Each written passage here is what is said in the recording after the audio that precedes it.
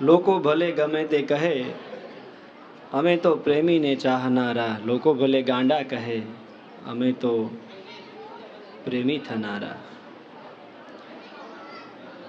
એક ખૂબ સરસ સૂફીનો વાક્ય હતું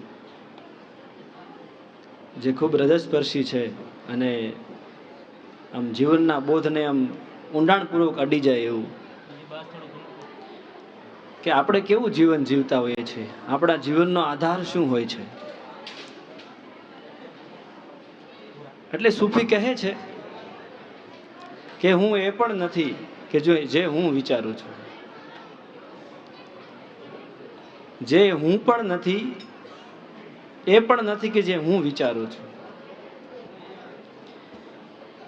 એટલે પહેલો રસ્તો એમ થાય કે આપણે શું તે છે જે આપણે વિચારીએ છીએ. તો આપણે તો બહુ બધું વિચારતા હોઈએ, તે વિચારને આંબા માટેના પગથિયાઓ શોધતા હોઈએ, તેના રસ્તાઓ શોધતા હોઈએ.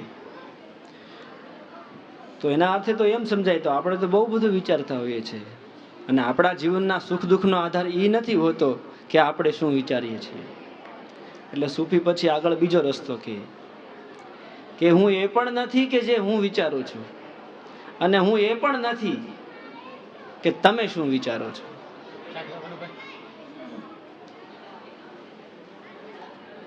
વધારે ઊંડાણ એમાં જાય.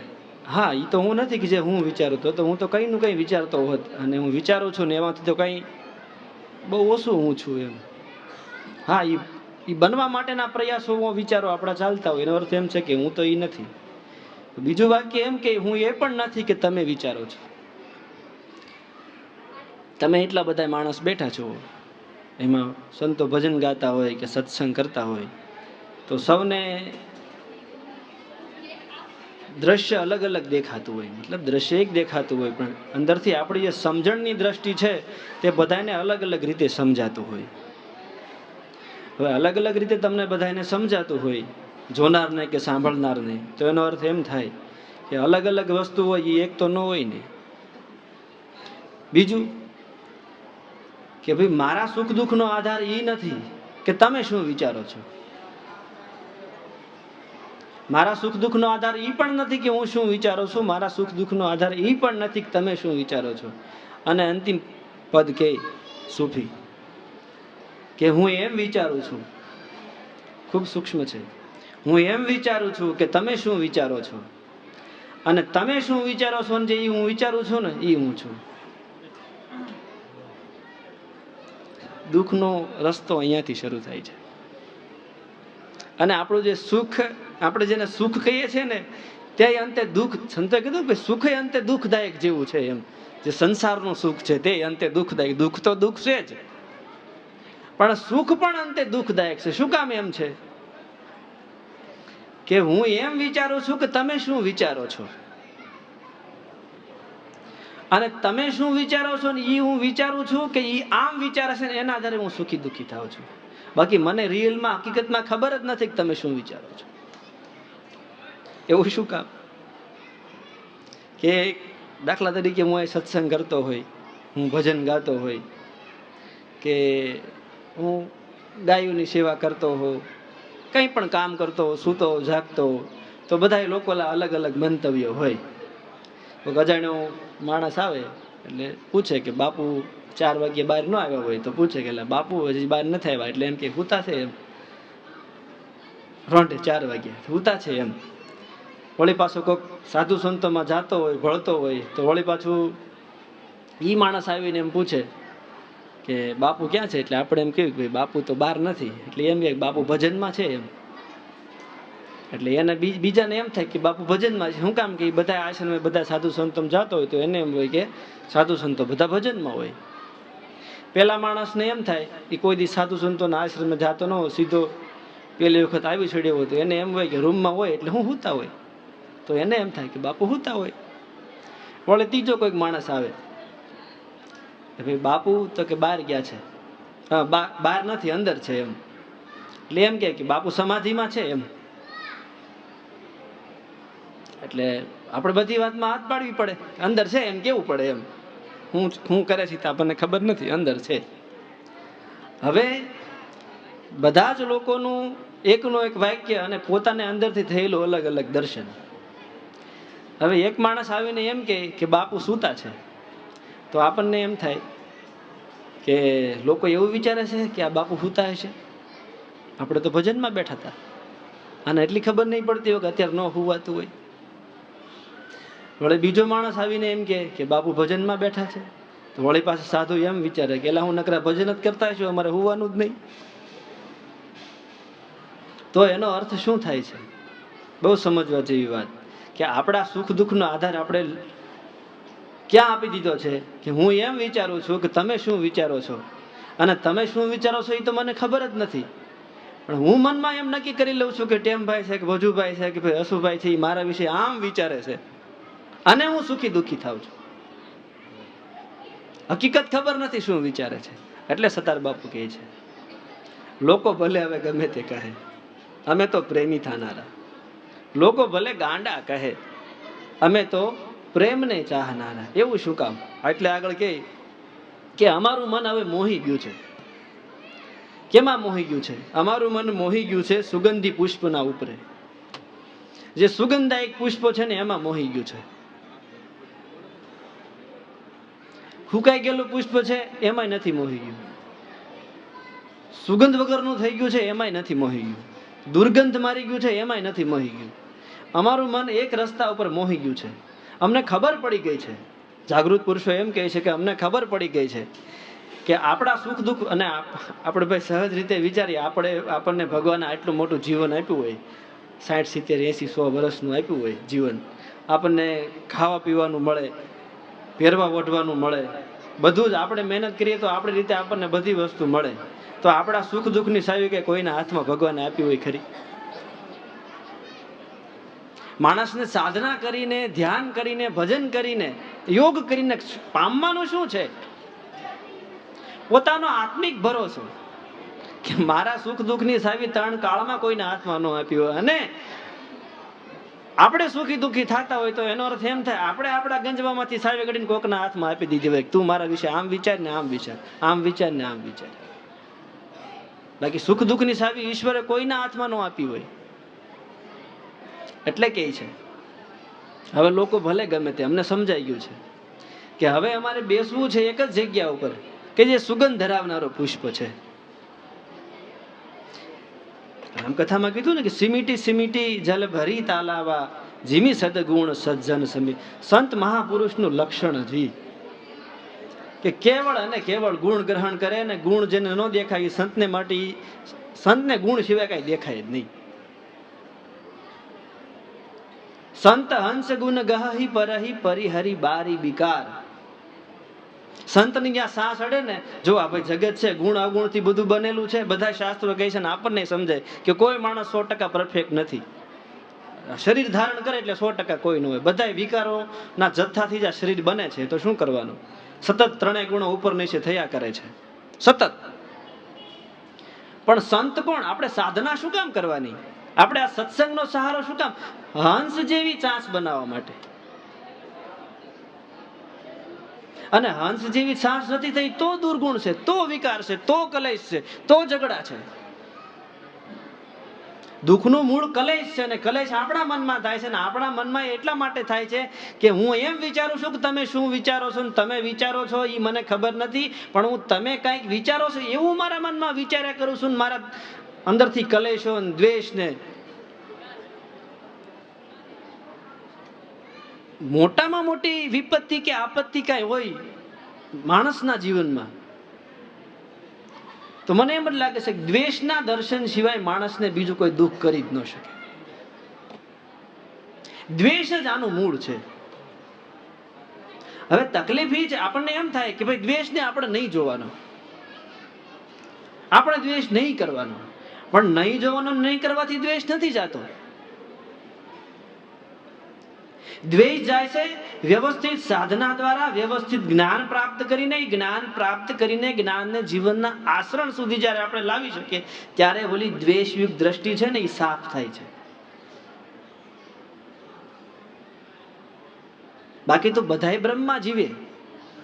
કોણ બ્રહ્મબારો હોય ભાઈ આ પૃથ્વી ઉપર? પૃથ્વી આખી બ્રહ્મા, પંચ મહાભૂત આખા બ્રહ્મા, કોણ બ્રહ્મવાળો હોય? એટલે ગટરમાં બ્રહ્મ હોય, પણ એ તો ઓલા ગીંગા માટે, ઓલા જીવડા માટે, માણા માટે ન હોય ને. એમ આપણને તો દુર્ગંધ લાગે. આપણને દુર્ગંધ લાગે છે તો આપણા માટે તજવા યોગ્ય છે.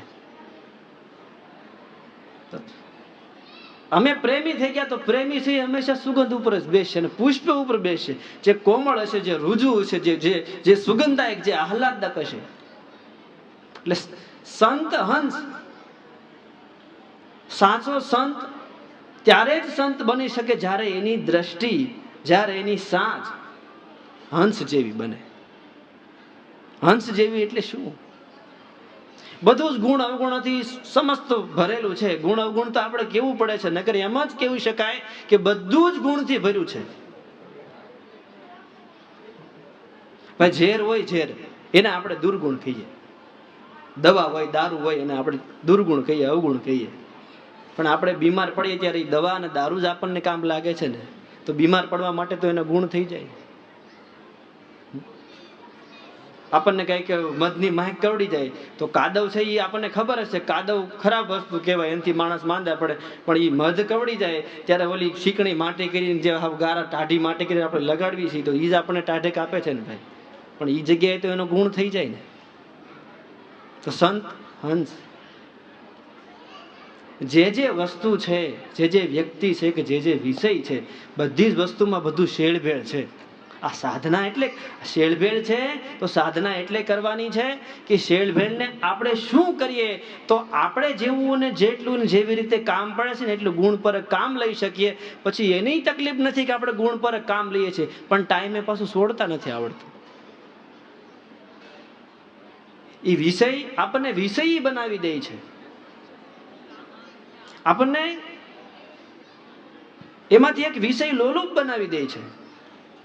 જે વસ્તુ આપણને સારી કરે છે, ભાઈ અમૃત હોય, દૂધને આપણે અમૃત કહીએ કે ઘીને આપણે અમૃત કહીએ, પણ એ માત્રામાં લઈએ તો અમૃત, નકર એનું ઝેર થઈ જાય. અમૃતના ઘડા ઘડા ન પી જવાના હોય. અમૃતનું તો ટીપું જાય તો અમૃત જ હોય.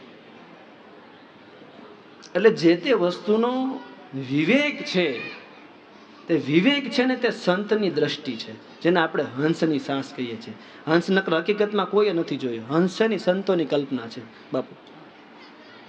હંસ કોઈએ નથી જોયો. હંસ સંતોની કલ્પના છે, શાસ્ત્રોની કલ્પના છે કે હંસ છે તે મોતી ચરે છે. મોતી એટલે શું છે? સ્વયં પ્રકાશિત છે. હંસ છે તે આપણે એવું કહેવાય ને કે ભાઈ તમે દૂધ ને પાણી વાસણમાં ભરી નાખ્યું તો હંસ એમાં ચા સડાડે એટલે દૂધ પી જાય ને પાણી એમાં ફોતા થઈ જાય દૂધના, એટલે એ બધું પી જાય ને બાકીનું પાણી પડ્યું રહે. આ સંતોની, આ શાસ્ત્રોની કલ્પના માણસ માટે છે કે આપણે શું ગ્રહણ કરીએ છીએ ને કેવી રીતે ગ્રહણ કરીએ છીએ, અને જેવું ગ્રહણ કરીએ છીએ એવું જ આપણામાંથી બહાર નીકળે છે.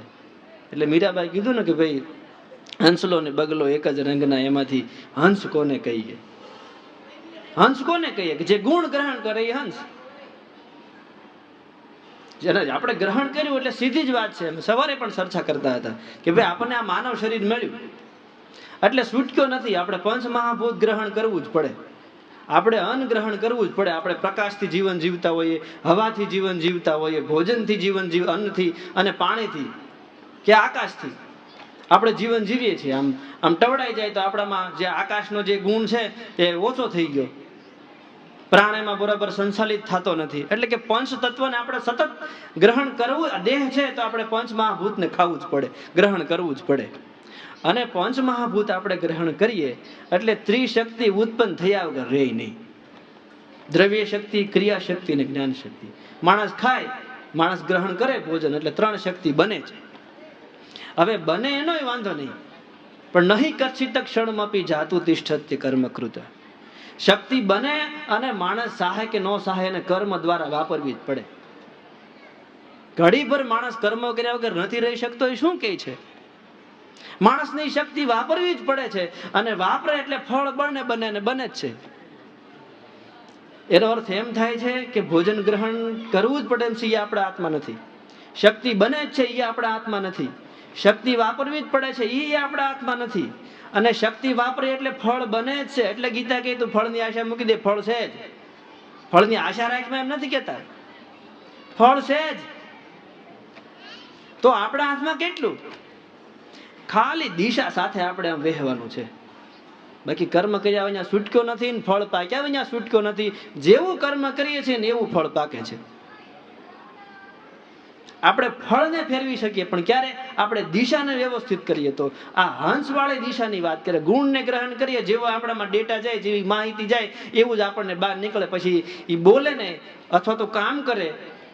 આપણે કહેવાય ને કે ભાઈ દ્વેષ છે એ કઈ રીતે પ્રગટ થાય? દ્વેષ, તિરસ્કાર છે એ માલપા બળતો હોય કોઈના માટે, કોઈ વસ્તુને માટે, તો દ્વેષ. વાણીથી બોલતો હોય તો એ ક્રોધ દ્વારા દ્વેષને ઓકે છે. અને કર્મથી કરે તો કઈક વસ્તુ તોડે ને કઈક ફોડે ને કઈક ભાંગે, એટલે એમ પ્રગટ થાય. ત્રણેય રૂપો એના છે. માલપાથી બળતો હોય તો એને ધૃણા, વાણી દ્વારા વ્યક્ત કરે તો ક્રોધ, તિરસ્કાર, અને કર્મ દ્વારા કરે તો કામની અવ્યવસ્થિતતા. તો એનો અર્થ એમ થાય કે હંસ રૂપે કે બગલા રૂપ ગ્રહણ કરવું જ પડે એમ છે. તો હંસ રૂપે કર્યું કે બગલા રૂપે કર્યું, આ સાધના મૂળ એના માટે. હંસ રૂપે થઈ જાય તો પછી હું તો કે આપણને શક્તિ પ્રાપ્ત થાય છે તો બહાર નીકળે જ છે. પછી બહાર નીકળે એટલે કાગડા રૂપે નીકળી, કોયલ રૂપે નીકળી, નીકળવાની જ છે. જેને જેમ કરવું એમ કર, છૂટકો જ નથી. કારણ કે આપણે એમ કહી શકાય કે આ નદીનો પ્રવાહ છે. આપણે સ્થિર થઈને આપણે આજુબાજુથી નદી વહે છે, કાં તો એમ કહી શકીએ કે આપણીમાં નદી, આપણે જ પોતે નદી થઈને વહીએ છીએ. બધું જ આમ ચાલતું જાય છે. તો જે આપણે અભિવ્યક્ત કરીએ છીએ તે અભિવ્યક્ત આપણને એમ થાય કે તું ભાઈ ખરાબ નહીં બોલતો, તું આવું નહીં બોલતો, તું આવું નહીં બોલતો, પણ પેલા ગ્રહણ કરાઈ ગયું છે એનું શું? કોઈને ગાળ બોલવી નથી, કોઈને દુઃખ દેવું નથી. નથી કહેતા મારે ક્રોધ કરવો નતો પણ થઈ ગયો. થઈ હું કેમ ગયો? ગ્રહણ એમ કરાઈ ગયું છે એટલે છૂટક્યો નથી. અંદર શક્તિ બનશે એટલે અભિવ્યક્ત થયા વગર. એ તો આનો પોતાનો પ્રકૃતિનો ગુણ છે. પ્રકૃતિ ક્રિયમાણાની ગુણે કર્માણી સર્વશ. પ્રકૃતિ આપણને સતત ક્રિયાન્વિત રાખે છે. અને કેવી રીતે? તો કે ગુણે કર્માણી સર્વ, ગુણ પ્રમાણે બધા જ માણસો. તો સીધો જ અર્થ થાય કે સાધના દ્વારા, ધ્યાન દ્વારા, સંતોના દર્શન દ્વારા કે સત્સંગ દ્વારા આપણે મોતીને ગ્રહણ કરવાનું છે. આપણે હંસવાળી દ્રષ્ટિથી જીવન જીવવાનું છે. તો પછી આપણે અભિવ્યક્તિમાં ફળ પકાવવાની કઈ ઉપાધિ જ નથી. માલપા હશે એ જ નીકળવાનું છે. એટલે કહે છે કે અમારું મન તો મોયું છે, સુગંધી પુષ્પની ઉપરે બની ભમરો અમે લઈશું વાસના. ભક્ત એટલે કોણ? તો કે ભમરો. ભક્તને ભમરો શું કામ કીધો? ભમરો બાપુ પુષ્પ ઉપર બેસે અને પછી એનામાં જે સુગંધ કે એનામાં જે રસ ભેગો કરે ને, તે રસથી એનો આખો ગુંજારો કરતો કરતો ચાલે, આમ ધરાઈને ચાલે. ભક્ત એટલે ભક્તિ રસથી જે તૃપ્ત થયો છે, આમ ગુગવાટા પડે ને બાપુ, દરિયો ગુગવાટા કરે. ભક્ત એટલે જે ગુગવાટા કરે છે. આ મહાપુરુષો એક એક વાક્યોના અર્થો જે લે છે કે અમે ભમરો બનશું. શું કે બની ભમરો અમે લઈશું વાસના, એટલે કે સુગંધ. દેશી અક્ષરોમાં બાપુ વાસના કહે છે. અમે સુગંધ ગ્રહણ કરીશું, દુર્ગંધ ને નહીં. આપણે પેલી એક છે ને સમય કેટલા વાગે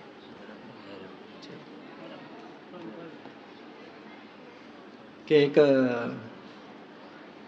શારપાસ બૈરા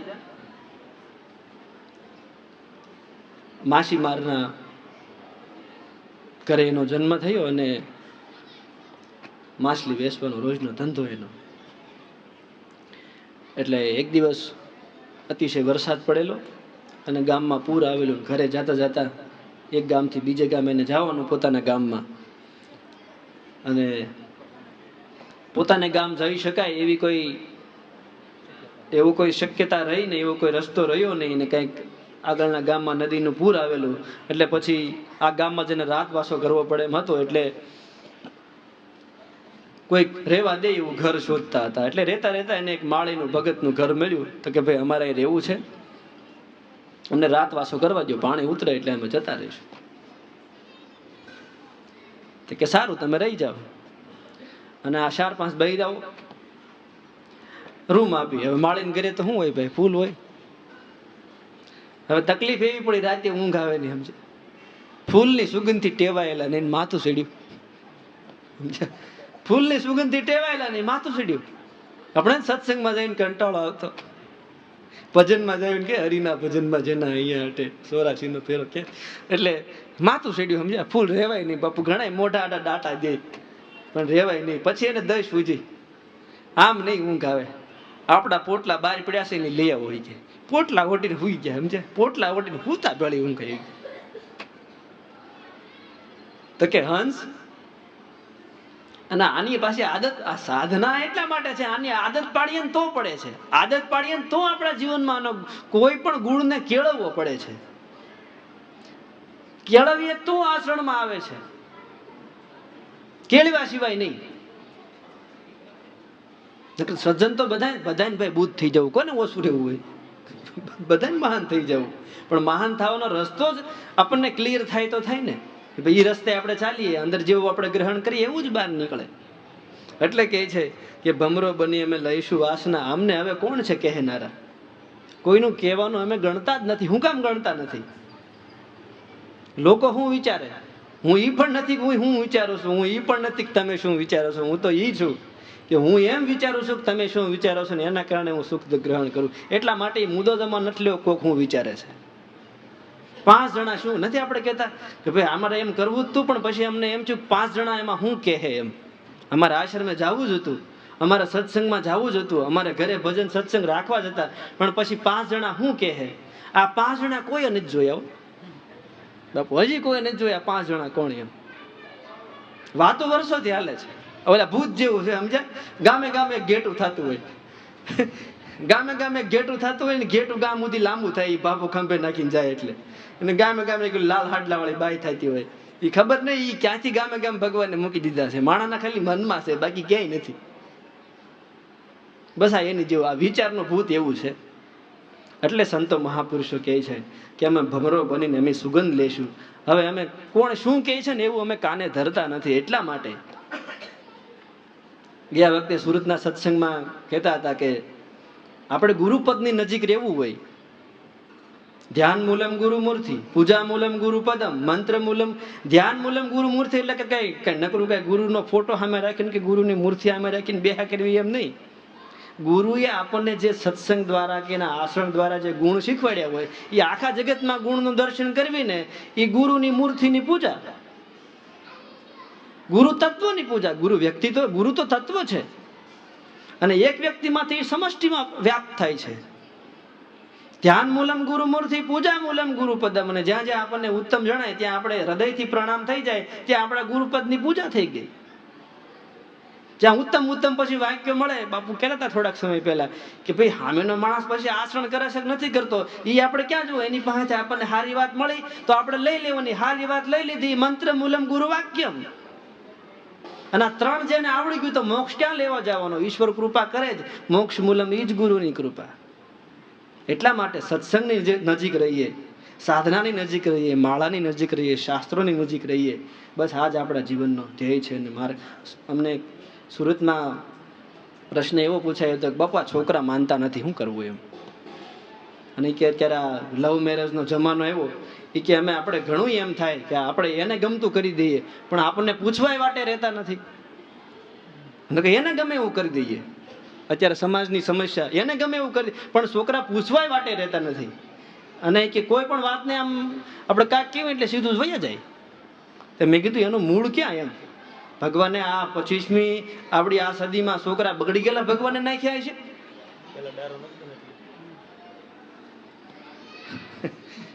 હમણાં અહીંયા લઈ જાઓ. એટલે પછી હું કહેતો હતો, મેં કીધું એ વાત તમારી સાચી. મેં કીધું તમે સાંજે ઘરે આવો ત્યારે એવું કોઈ દી કર્યું? આખા ઘરના 4-5 જણા ભેગા બેઠા હોય ત્યારે સુખવિલાસનો પાનો ખોલીને બધે ભેગા ગ્રુપમાં ભજન ગાયા હોય, ભાગવતના 2 પાઠ વાંચ્યા હોય કે રામાયણની 2-3-4 સોપાઈઓ વાંચીનું વિવરણ કર્યું, આપણે કોઈ દી કર્યું? તો કે નહીં. શું કર્યું? તો કે ઘરે આવીએ એટલે કાં સીધું ફોન ને, કાં સીધી ટીવી ને, કાં સીધું બહાર જઈને ઓટે બેહીને. હા હા એમ. પછી આપણે કેવું છોકરા માનતા નથી. હવે આપણું કેવું છે ખબર, આ પેલા તો ઓલી યુટ્યુબમાં આમ આંગળીએ ટચ કરીને હતું, અને હવે ઇન્સ્ટા ને ફેસબુકમાં આમ અંગૂઠે હાલે, બાપુ આમ હાલે. હવે આપણને શું ગમે છે ને, એ 2-3 સેકન્ડમાં આપણને ઘડીકમાં ગમે ને, 2-3 સેકન્ડ થાય ન ગમે ને સીધું આમ થઈ જાય. હવે આપણું આપણા મન ઉપર કાબુ નથી તો છોકરા ક્યાંથી આપણું માને? તો શું કરવું? હા, બધાને માટે છે આમાં તો. હવે માણા તો હવે તો શું કરવું આપણે? તો કેવું આપણે નિયમ લઈએ કે કોઈ સદગુરુ સંતોની પાસે જઈને 15-20 મિનિટ આપણે માળા ધ્યાન ભજન એવું કંઈક કરીએ તો છોકરા રોજ ભાળે તો ખરા. એટલે આપણે ભાળવા હાટું નથી કરવાનું, પણ પેલો 2 ફાયદો થાય આપણને. એક તો ભાળે છે ને, બીજું આપણે બેસવું એટલે આપણું મન શાંત એટલી ઘણી તો થશે જ. પણ તકલીફ પાછી એ છે, ધ્યાન કરીને બધા યોગના અનુભવ લઈ લેવા. એલા ભજન કરને ભાઈ, કુંડલીની જગાડી દેવી છે, પ્રકાશ જોઈ લે. ભગવાનને ખાલી ભજવાનો, એને હું આપણને દેવું ને એને ખબર છે. એની જાણ બારું કાંઈ નથી, અને એની જાણ બારું ભજવાનું શું હોય એને? અખિલ બ્રહ્માંડનો માલિક બાપુ ખબર જ હોય ને એને, કણને જીવાડે. પણ આપણે એટલે કહેવા માંગુ, ફળની આશાથી જે કરીએ આપણે રસ્તે ચાલીએ, ફળ ક્લિયર જ છે એમ કહેવા માંગુ છું. એટલે આપણે સવાર સાંજ ધ્યાન ભજન કરીએ. બીજું આપણે સાંજે થોડી ઘણી વાર આખો પરિવાર બેસીને 15-20 મિનિટ ભાગવત રામાયણ ખોલી. અને ત્રીજું મેં કીધું આપણે હાથમાં બેરખો રાખીએ, નવરા હોય તો આમ ફેરવા મળીએ. આમ થતું હોય આમ કરવા મળીએ. તકલીફ એ નથી છોકરા નથી માનતા, તકલીફ એ છે કે આપણે આપણું નથી માનતા, આપણને હાશી ખબર નથી રહી શું છે. એટલે મેં એમ જ કીધું, છોકરાને સુધરવાની જરૂર જ નથી. મોટા સુધરી જાય, છોકરા સુધરી ગયેલા જ છે. હવે આપણે હાવ બાપુને ઘડે કેમ બહાર રાખ્યું. આપણે બધા આચરણ કોનું લેવી?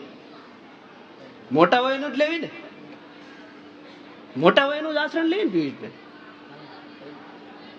એટલે છોકરાને સુધરવા વડીલો વ્યવસ્થિત વસ્તુનો વ્યવસ્થિત જવાબ આપે, વ્યવસ્થિત કામ કરે, વ્યવસ્થિત સાધના કરે એટલે રસ્તો ફળ ક્લિયર જ છે. છોકરા બીજું કઈ નથી, આપણું પાકેલું જ ફળ છે. છોકરા ક્યાં બીજું કઈ છે? આપણું પાકેલું ફળ છે. એટલા માટે કહે છે કે ભમરો બની અમે પુષ્પ ઉપર બેસીશું. હવે લોકો અમને શું કહે છે અમારે ગણકારવું નથી. શું કામ? આપણે તરી જઈશું, આપણો પરિવાર તરી જશે, આપણો સમાજ તરી જશે ને આપણો આખો રાષ્ટ્ર તરી જશે. શાંતિને આરે આપણે પહોંચી જશે. બોલો સદગુરુ દેવ.